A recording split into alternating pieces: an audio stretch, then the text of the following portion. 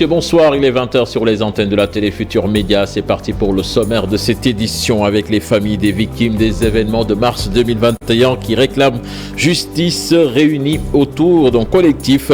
Elles dénoncent le laxisme noté dans ce dossier. Elles vont déposer une plainte au niveau de la CEDEAO dans les jours à venir. Le collectif pour la protection de la baie de Han en Rogne, ses membres ont tenu un sit-in pour protester contre l'accaparement du site par un promoteur immobilier. Pénurie de poissons sur le marché, le produit se fait de plus en plus rare. Le constat à suivre au marché Gueule-Tapée de la Médina avec les vendeuses qui n'arrivent plus à s'en sortir. Et puis la reine sénégalaise en ébullition ce dimanche avec le choc tant attendu entre Sathiès et Regrette. Un combat entre deux espoirs de la reine qui veulent intégrer le cercle des VIP. Reportage à suivre dans ce 20h. Voilà le sommaire de cette édition. Tout de suite le développement.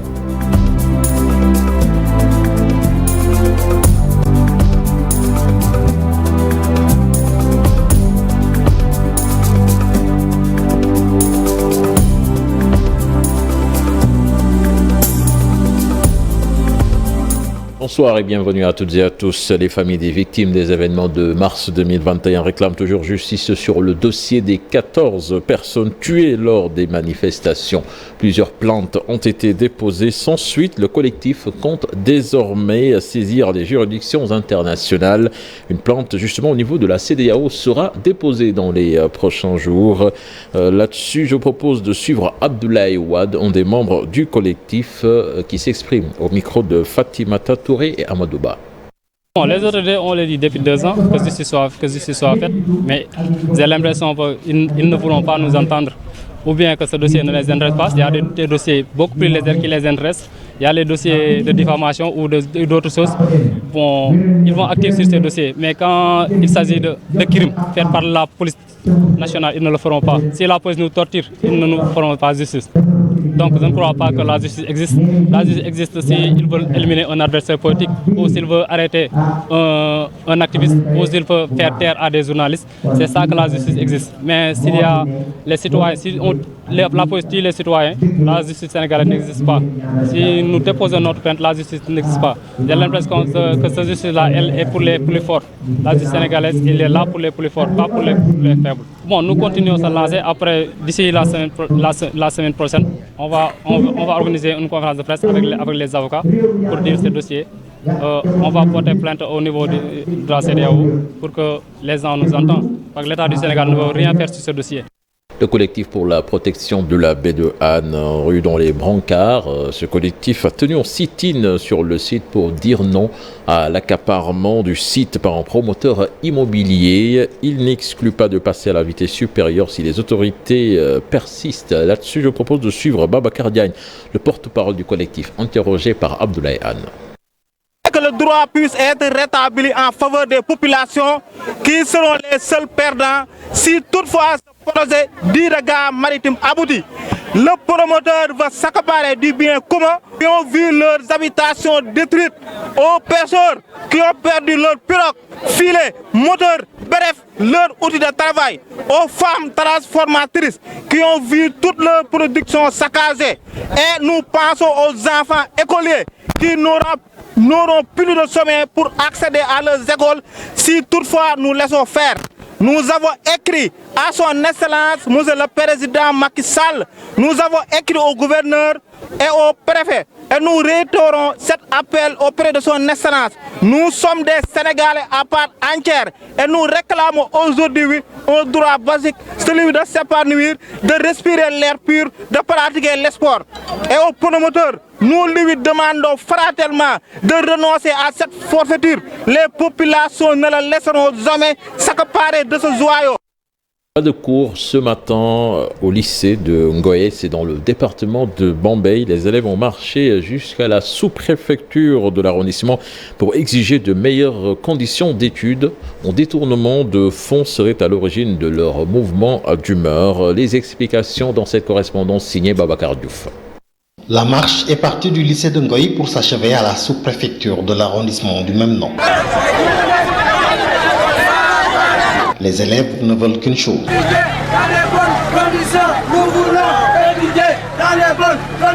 ce qu'ils ne peuvent pas faire à cause de mots comme manque de grillage de matériel didactique, de géométrie, d'expérimentation scientifique et technique, manque de réhabilitation des classes et des abris.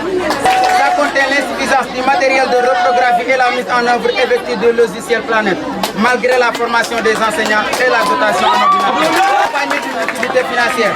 Par ailleurs, on note l'insuffisance de table-banc, de bancs publics et des puits non fonctionnels. À l'origine de cette situation, les élèves du lycée de Ngoï pointent du doigt. Nos professeurs avaient décrété 2 jours de grève parce qu'il y avait des manques de crescellement. Alors que cette année-ci, les inscripteurs de l'école a fait de 8 millions et quelques. Alors qu'il y aura ici des manques de crédit et ça c'est anormal aussi. L'argent que vous avez payé, on dit qu'il y a un détournement dans notre établissement. On ne sait pas. On va faire tout pour savoir s'il y a un détournement ou bien. L'origine de détournement, c'est le chef de l'établissement. Le sous-préfet de l'arrondissement qui a reçu le mémorandum promet de faire suivre. Sédhiou à présent avec les producteurs et agriculteurs de la région qui réclament plus de moyens pour booster leur production agricole. Ils veulent plus de magasins de stockage. Entre autres, ils se sont prononcés dans ce reportage signé Mamadou Fall et Mohamed Dian. Le développement agricole, un axe majeur souligné par le chef de l'État lors de son conseil présidentiel tenu à Sédhiou. Sédhiou, une région à forte potentialité avec des productions agricoles boostant l'économie de la localité. Il faut savoir que ça a pris son envol lorsque le Conseil des ministres de 2015 a eu lieu ici, qui a permis de booster, de faire une stratégie locale d'implantation de fermes.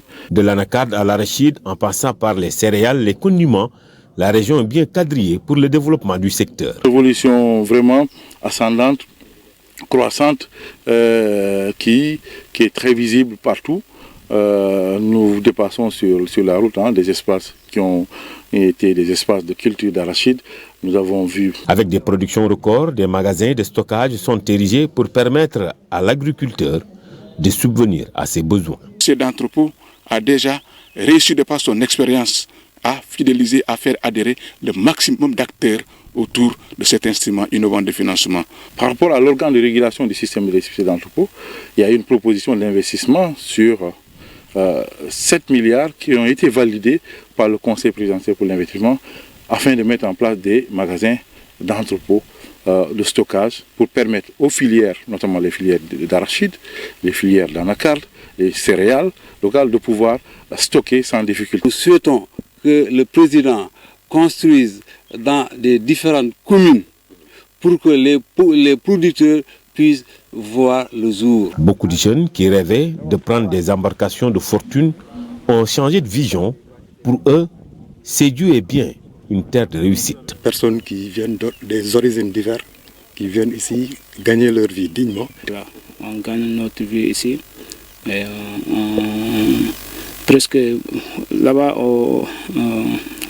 dans mes parents, je donne une aide les parents chaque mois. Pour rappel, le président de la République a dégagé une enveloppe de 400 milliards pour un programme triennal devant permettre à Sédhiou d'émerger.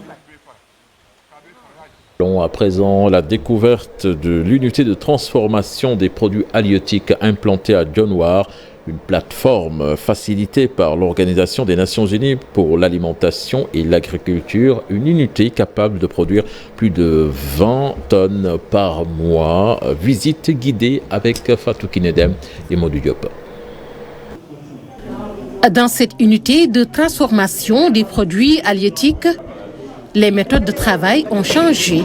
La sécurité sanitaire des produits est assurée dans les meilleures conditions d'hygiène.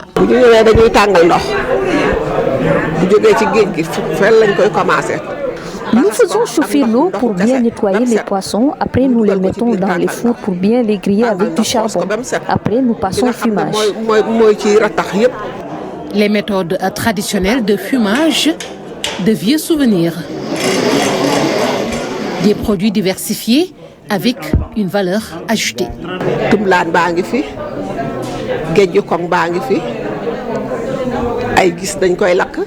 Nous utilisons toutes sortes de variétés. Nous faisons du poisson séché avec ou sans sel. Nous travaillons aussi suivant les préférences des personnes. En 24 heures, nous pouvons faire du poisson séché.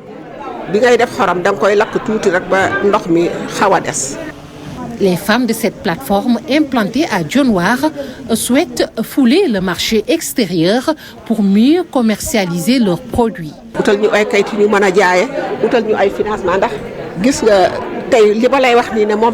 Nous voulons des espaces pour écouler nos produits, des financements également.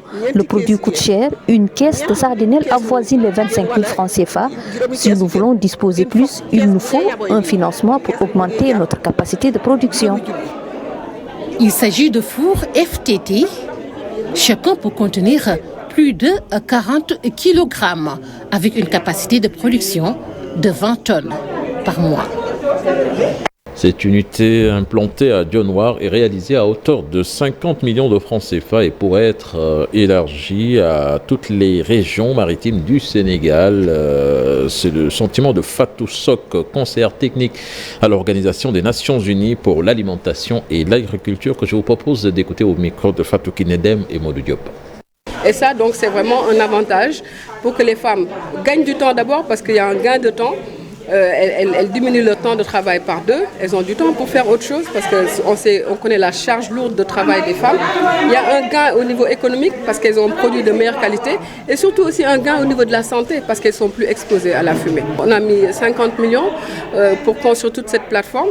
Et donc, en fait, c'est un projet, c'est à l'échelle pilote, on pourrait le dupliquer et le mettre à l'échelle, donc au niveau des régions maritimes du Sénégal. Et donc, l'objectif, c'est vraiment de pouvoir faire que les femmes qui fument le poisson gagnent mieux leur vie, travaillent dans de meilleures conditions et aussi préservent mieux leur santé. Annoncé dans les titres de ce 20h, le poisson se fait de plus en plus rare sur le marché. Les vendeurs du marché Gueule-Tapée de la Médina soutiennent qu'elles n'arrivent plus à s'en sortir à cause de la cherté du produit. Reportage signé sur place à Fatima Touré. Au marché Gueule-Tapée de la Médina, des étals à moitié vides campent le décor. Le poisson se fait de plus en plus rare ces derniers jours, plongeant les vendeuses dans l'inquiétude. Une situation qu'elles déplorent, non sans tenter d'expliquer la cause de la raréfaction du produit. Sur le kilogramme de tchof à 5 000 voire 6 000. Maintenant, regardez, comment je pourrais revendre ça à un client et m'en sortir? C'est compliqué. En plus, il y a le capitaine. Vous voyez, aujourd'hui, le kilogramme est à 3 000 et auparavant c'était 1800 voire 1500. Nous ne pouvons que vendre très cher ou bien à perte parce que nous ne voyons même pas le poisson. Ce qui se passe aujourd'hui est vraiment inquiétant. Nous n'arrivons plus à nous en sortir. Cette dame a fait le déplacement pour s'approvisionner, mais la réalité du marché l'oblige à rebrousser chemin. Depuis une semaine, je fais le tour des marchés pour trouver du poisson. Soit c'est très cher, ou bien je ne trouve même pas de poisson. Si on veut avoir des poissons de qualité, il faut débourser minimum 50 000 francs CFA. Avec cette vie chère, c'est impossible de le faire tout le temps. Devant la rareté du poisson, mais également son inaccessibilité, la viande devenue moins chère constitue une alternative pour bon nombre de clients. 23 000, 3 600. Ça, là on achète là-bas. On achète là-bas 3 200. On vend 3 600. Pour gagner, ça a 10 000 à l'air là tellement. Ça dépend. Voilà. Ouais, c'est 4 000. 3500, ça a diminué un peu. Malgré la baisse des prix des denrées de première nécessité, le panier de la ménagère continue d'être pesant pour beaucoup de familles. Les produits importés tels que l'oignon et la pomme de terre sont devenus plus chers. Puis ouverture de l'autopont de Cambérène cet après-midi, une infrastructure qui va permettre de rendre la circulation plus fluide, notamment à la descente de l'autoroute. Là-dessus, on écoute la réaction d'un membre d'Ageroute Sénégal qui exprime sa satisfaction. Eh bien, on est heureux aujourd'hui de pouvoir mettre en service l'autopont de Cambérène. qui va permettre justement de soulager les usagers qui empruntent cet axe qui est sur la route nationale 1 et qui est fortement emprunté, et de régler partiellement le problème de la sortie des gens de l'autoroute avec le flux qui est sur la RN1. Donc nous on est vraiment heureux de pouvoir mettre à disposition cet ouvrage. On a démarré fin janvier, début février l'année dernière, et suite à ce démarrage, on a eu un long moment de dévoiement de réseau, de travail problématique, parce qu'il faut savoir qu'ici on est au-dessus des ALG, donc les alimentations en eau de tout Dakar, et on a eu beaucoup de problématiques techniques à régler vis-à-vis de ça, et avec une prise en compte justement de ne pas toucher à ces réseaux qui sont sensibles. Et dernier hivernage, avant il y avait des problèmes de rétention d'eau en dessous de l'ouvrage que nous avons réglés et qui permettent d'évacuer maintenant l'eau vers les points d'évacuation. Après, qui était au niveau du rond-point. Donc cet ouvrage vient à point pour régler ces problèmes, en plus de fluidifier la nationale. L'autopont il est d'un coût de 9 milliards et il a été financé par la Société Générale. Parlons santé à présent. Ma part de Covid, la rédaction de la TFM est allée à la rencontre d'un patient guéri du Covid-19. Déthié Diouf, c'est son nom. Le coordonnateur de la plateforme Jeunesse Action Citoyenne revient sur les moments forts qui ont marqué les débuts du Covid au Sénégal. Des anecdotes qui en disent long sur la stigmatisation dont sont été victimes les patients de Covid-19. Un sujet signé Aminata Mbarisso, Modou Diop. Il fait partie des premiers Sénégalais à contracter le Covid-19. L'histoire que nous raconte ce citoyen très engagé dans les combats sociaux remonte à 2020, au début de la pandémie Covid-19 au Sénégal. Dès que je suis entré dans cette chambre-là, j'étais comme un lion en cage. Là, je ne savais pas, le monde était tourné, donc c'était comme des vertiges. Je ne pouvais pas dormir, je ne pouvais pas réaliser. J'ai dit non, ça ne peut pas m'arriver moi. La pandémie Covid-19, un événement qui a affecté. Une maman qui m'aimait beaucoup. Il y a tellement de cas. Donc, tellement elle pleurait, même en m'appelant à l'hôpital, je faisais des vidéos pour leur montrer que je suis en bonne forme et tout. Alors, je lui dis, ok, écoute, je suis sorti sans problème. Demain, je vais venir. Il me dit, non, tu attends jusqu'à ce que je sois vraiment guéri. Donc, j'ai dit, non, c'est pas possible. Et d'autres cas, hein. Donc, mais quand quelqu'un me dit, après, je me place, je dis, non, mais écoute, je vais passer te voir. Ah, non, mais attends, après, tu pourras venir après. Alors là, j'ai dit, c'est grave. J'étais choqué, j'étais atterré. Ces anecdotes relatées par notre interlocuteur en disent long sur l'ampleur de la pandémie Covid-19. Alors, de là-bas, j'ai vu des gens qui étaient vraiment touchés, de Covid. L'une d'elles, elle pleurait, donc c'était la dépression. J'ai pu approcher cette dame, je lui ai parlé, elle ne voulait pas au début, après elle m'a révélé que vraiment elle aidait les gens. Mais de chez elle, tout le monde venait, peut-être c'est de là-bas qu'elle a contracté, mais pourquoi sa famille, quand ils vont même à la boutique, on n'accepte pas de les vendre, tout le monde les fuyait. La page Covid-19 tournait, mais Déthié Diouf n'a pas changé ses habitudes. Une sensibilisation permanente pour le maintien de certains gestes incontournables pour une société propre et un bien-être social. Le port du masque, le lavage habituel des mains, l'usage des poubelles, autant de gestes qui doivent continuer. Plus de 1800 cas de cancer du col de l'utérus détectés au Sénégal chaque année. Le nombre de décès dépasse 1300. La Société sénégalaise de colposcopie et de pathologies liées au papillomavirus tire la sonnette d'alarme. Selon l'organisation, la vaccination des filles dès l'âge de 9 ans et le dépistage précoce des femmes demeurent les moyens de lutte les plus sûrs.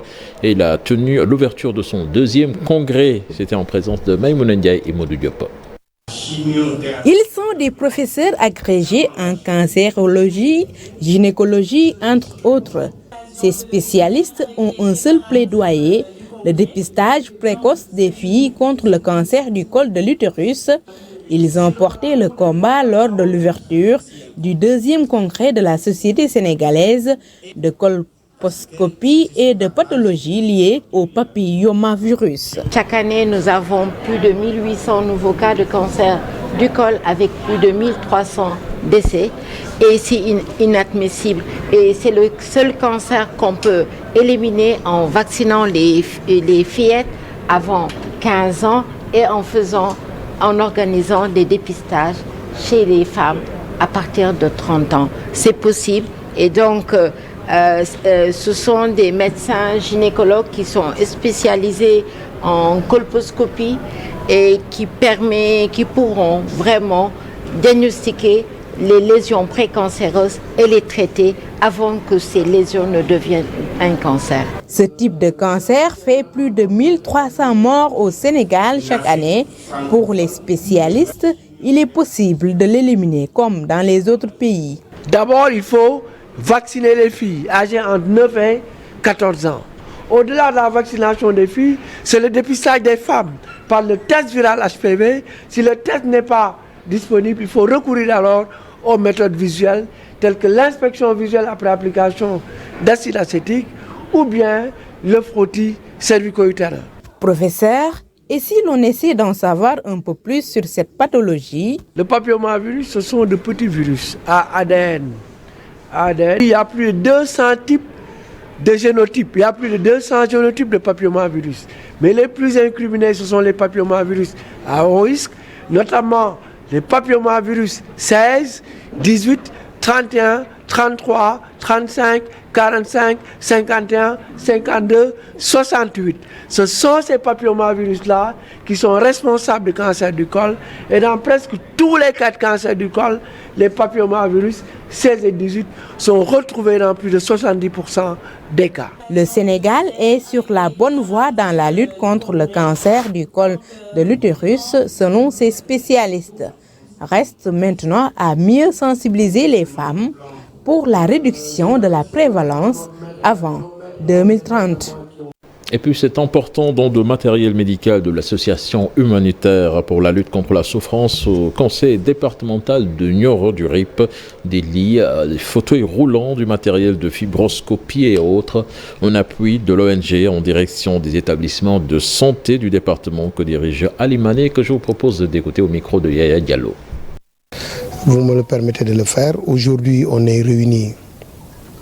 Aujourd'hui ici, cette cérémonie est l'occasion pour moi de rappeler que la santé, d'abord, tient une grande place dans la politique du chef de l'État Macky Sall.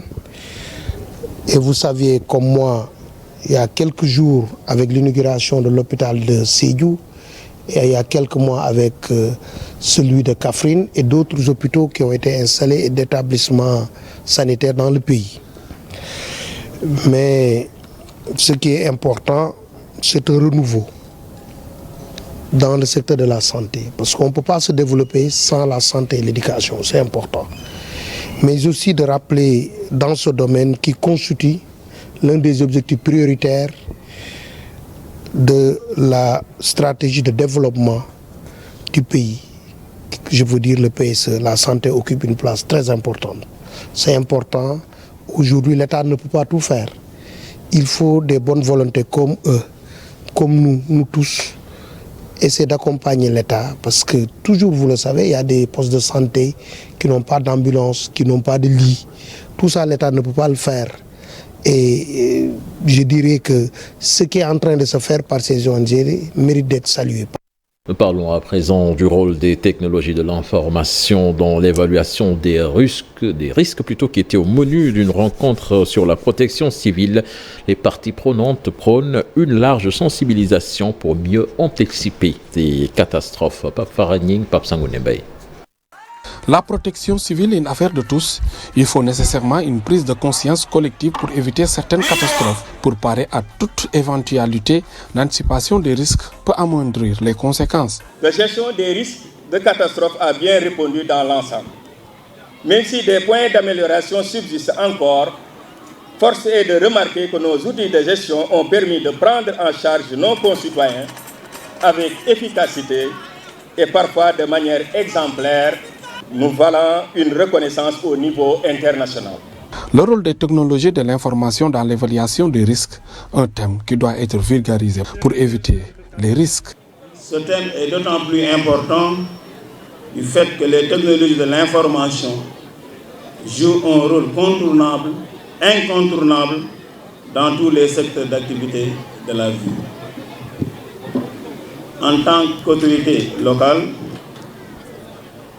nous sommes confrontés à la gestion quotidienne des risques dans nos communes respectives. C'est pourquoi nous avons besoin d'outils modernes et performants pour une meilleure évaluation des risques. Pour le DG de Syntex, la gestion des risques doit être une priorité dans tous les domaines. Ce qu'il faut rappeler, c'est que quand il s'agit de gestion des risques, tout le monde a son rôle à jouer. Tout le monde, que ce soit les services techniques de l'État, que ce soit les porteurs de projets, que ce soit les personnes. Dans la prise en compte de ces dimensions-là, on parvient à sécuriser son investissement. Ce qu'on constate au Sénégal, c'est que la dimension prévention n'est pas tellement prise en compte, n'est pas très bien intégrée dans la conscience collective. Aujourd'hui, nous venons pour marquer notre présence, marquer cet événement par notre présence, mais également contribuer à la sensibilisation pour une meilleure prise en compte de cet aspect. La journée mondiale de la protection civile a permis aux acteurs d'évaluer les risques et les causes des catastrophes dans les entreprises. La page des sports que nous démarrons par la lutte avec ce choc tant attendu entre Sathiès et Reug ce dimanche. Un choc qui vaut le détour à l'arène nationale, un combat inédit entre deux espoirs de la lutte qui veulent intégrer le cercle des VIP. Un sujet signé Cheikh Sadibou Diarra. Reug contre Sathiès, un combat parti pour rester dans les annales de la lutte sénégalaise. Une confrontation entre deux grands espoirs de l'arène avec de multiples enjeux pour la suite de leur carrière. On va vers un combat inédit, un combat alléchant, un combat explosif, un combat dénommé le combat de l'année. Sathiès, c'est 14 victoires, 2 défaites. Reug, c'est 14 victoires, 200 verdicts, invaincu depuis ses débuts dans l'arène en 2011. Sathiès viendra donc pour mettre fin à cette invisibilité, tandis que Reug, il aspire à jouer les premiers rôles dans l'arène. Il a battu Elton, il a battu Grideur, il a battu Daniel Maguigui, mais il s'attaque à un adversaire difficile à affronter parce qu'il aura en face de lui un adversaire explosif qui est Sathiès. Sathiès, c'est une vitesse d'exécution et je dirais que c'est la première fois que Reug va affronter un lutteur aussi offensif. Entre ces deux lutteurs fougueux, un combat éclair n'est pas à exclure. Je pense que ce sera un combat rapide et ce combat dépendra uniquement de Sathiès. C'est Sathiès qui va imposer le rythme du combat parce qu'il est connu parce que c'est un lutteur offensif, tandis que Reug, c'est un lutteur un tout petit peu attentiste. Il est attentiste et il joue sur l'erreur de son adversaire. Donc Sathiès devra faire très attention parce que la moindre erreur peut lui coûter cher. Mais le salut de Sathiès passe par une attaque bien ordonnée, une bagarre bien ordonnée, parce qu'il aura affaire à un lutteur très costaud, un lutteur qui est bien bâti sur le plan physique, un lutteur qui croit dur comme fer, qu'il est le meilleur lutteur de la lutte avec frappe au Sénégal. Donc on va vers un combat alléchant. Tant attendu par les amateurs de lutte et par les deux protagonistes, l'affiche Reug Sathiès, c'est ce dimanche 5 mars 2023 à l'arène nationale, aux deux lutteurs de traduire en actes leurs invectives et défis. Merci cher Sadibou Diarra. Nous parlons football à présent avec le Sénégal qui va rencontrer en demi-finale lundi prochain la Tunisie. Ce sera à 14h. Un adversaire qui, selon l'entraîneur de RSI Off, Saliou Touré, est à la portée des Lionceaux qui n'ont qu'à se montrer plus efficaces devant les buts. Il est joint par cher Sadibou Diarra. En match amical, on les a battus. Pour moi, il y a une différence entre match amical et match officiel. Aujourd'hui, on a un groupe qui peut gagner n'importe quelle équipe. Maintenant, le plus important, il faut avoir vraiment beaucoup de concentration devant. On doit vraiment être solide derrière, de ne pas encaisser d'abord. Et comme on a une attaque qui marque beaucoup de buts, si on n'encaisse pas et on marque devant, on peut vraiment assurer la qualification. On a un bon groupe. Vraiment, on a des gosses très talentueux. Donc, il faut respecter l'adversaire. C'est très important. Une équipe très joueuse. C'est vrai que c'est un match de qualification. C'est un match de demi-finale. N'est jamais facile. Le plus important, il faut être sérieux, il faut être lucide. Et les premières occasions, il faut les mettre au fond et de ne pas encaisser. C'est très important. Je pense que si on a cette mentalité, on peut s'en sortir. Et puis match amical des U17 entre le Sénégal et le Cameroun au centre Jules François Bocandé de Toubab Diallo, et ce sont les Lionceaux qui se sont imposés 1-0. Le match s'est joué cet après-midi. Avant de finir cette édition, mot du FESPACO qui s'est achevé ce samedi avec le Tunisien Youssef Chebi qui remporte l'étalon Yeninga avec son film Ashkal. L'étalon d'argent est remporté par le Burkinabé Apolline Traoré avec son long métrage Sira, et enfin Angela Wamai du Kenya remporte l'étalon de bronze avec son film Shimoni. Nous y reviendrons certainement dans nos prochaines éditions. Voilà, c'était tout pour ce 20h. Excellente suite des programmes en compagnie de la Télé Futur Média. Au revoir.